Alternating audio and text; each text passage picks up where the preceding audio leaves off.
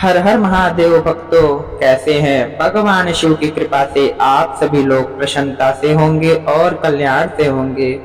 श्रावण मास का महीना चल रहा है। सावन मास में श्रावण माह महात्म्य सुनने का बहुत ही विशेष फल बताया गया है। आज हम श्रावण मास महात्म्य के 14वें अध्याय, जिसमें नाग पंचमी व्रत का महात्म्य बताया गया है भगवान शंकर के द्वारा। तो चलिए भक्तों, यदि आप हमारे चैनल पे नए हैं तो चैनल को सब्सक्राइब कर ले, बेल आइकन को प्रेस करें ताकि आने वाली जितने भी महात्म्य कथाएं हैं वो आप तक पहुंचे। भक्तों, बिना देरी लगाए चलिए हम सुनते हैं नाग पंचमी व्रत का महात्म्य।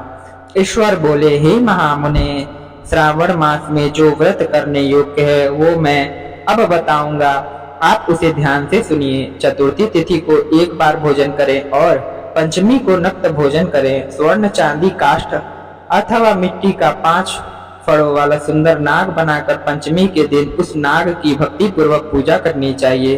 द्वार के दोनों ओर गोबर से बड़े बड़े नाग बनाएं और दधि, शुभ दुर्वा, अंकुरों, कनेर, मालती, चमेली, चंपा के फूलों, गंध, अक्षतों, पुष्प, धूप तथा मनोहर दीपों से उनकी पूजा करें। इसके बाद ब्राह्मणों को घृत, मोदक तथा खीर का भोजन कराएं। इसके बाद अनंत बासुकी, शेष, पद्मनाभ, कंबल, करकोटक, अश्व, 8वां धृतराष्ट्र, शंखपाल, कालिय तथा तक्षक, इन सब नाग कुलों के अधिपतियों को तथा इनकी माता कद्रु को भी हल्दी और चंदन से दीवार पर लिखकर फूलों आदि से उनकी पूजा करें। उसके बाद बुद्धिमान को चाहिए कि वामी में प्रत्यक्ष नागों को पूजन करे और उन्हें दूध पिलाए। घृत तथा शर्करा मिश्रित पर्याप्त दुग्ध उन्हें अर्पित करें। उस दिन व्यक्ति लोहे के पात्र में पूरी आदि ना बनावे। नैवेद्य के लिए गोधूम का पायस भक्ति पूर्वक अर्पण करें। भुने हुए चने, धान का लावा तथा जौ सर्पों को अर्पित करना चाहिए और स्वयं भी उन्हें ग्रहण करना चाहिए। बच्चों को भी यही खिलाना चाहिए, इससे इनके दांत मजबूत होते हैं। सांप की बाम्बी के पास श्रृंगार युक्त स्त्रियों को गायन तथा वादन करना चाहिए और इस दिन को उत्सव की तरह मनाना चाहिए। इस विधि से व्रत करने पर सर्प से कभी भी भय नहीं होता।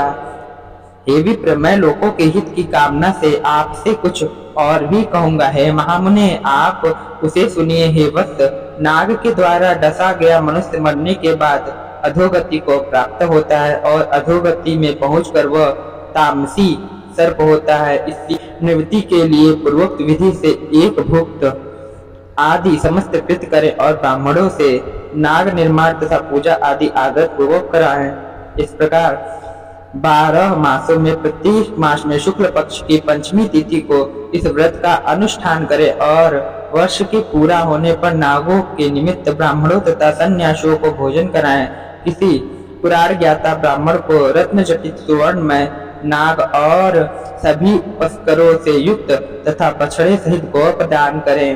दान के समय सर्वव्यापी, सर्वगामी, सब कुछ प्रदान करने वाले अनंत नारायण का स्मरण करते हुए यह कहना चाहिए, हे गोविंद, मेरे कुल में अगर कोई व्यक्ति सर्प दंश से अधोगति को प्राप्त हुए, वे मेरे द्वारा किए गए व्रत तथा दान से मुक्त हो जाए। ऐसा उच्चारण करके अक्षत युक्त तथा श्वेत चंदन मिश्रित जल वासुदेव के समक्ष भक्ति पूर्वक जल में छोड़ दें। हे मुनि सत्तम, इस विधि से व्रत करने पर उसके कुल में जो भी लोग सर्प के काटने से भविष्य में मृत्यु को प्राप्त होंगे या पूर्व में मर चुके हैं, वे सब स्वर्ग गति प्राप्त करेंगे। साथ ही हे कुलनंदन, इस विधि से व्रत करने वाला अपने सभी वंशजों का उद्धार करके अप्सराओं के द्वारा सेवित होता हुआ शिव सानिध्य प्राप्त करता है।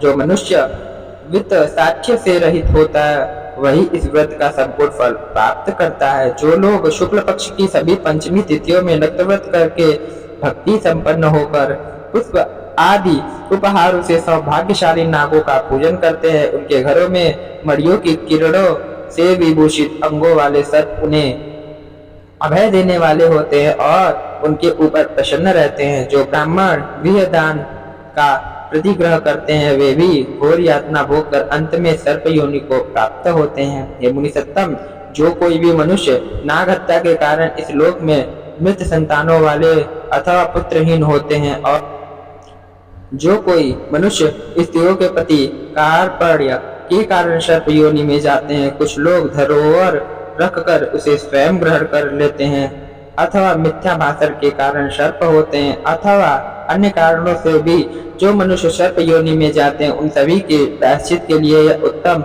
उपाय कहा गया है।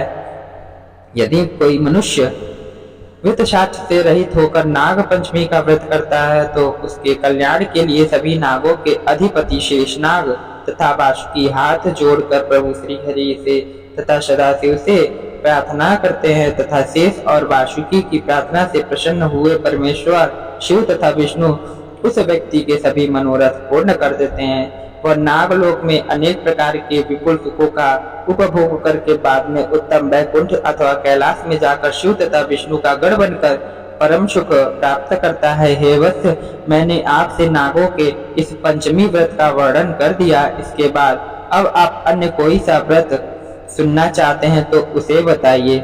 इस प्रकार श्री स्कंद पुराण के अंतर्गत ईश्वर सनत कुमार संवाद में श्रावण मास महात्म्य नाग पंचमी व्रत कथन नामक 14वां अध्याय पूर्ण हुआ। बोलिए शंकर भगवान की जय। वीडियो पसंद आई हो तो वीडियो को लाइक करें। हर हर महादेव।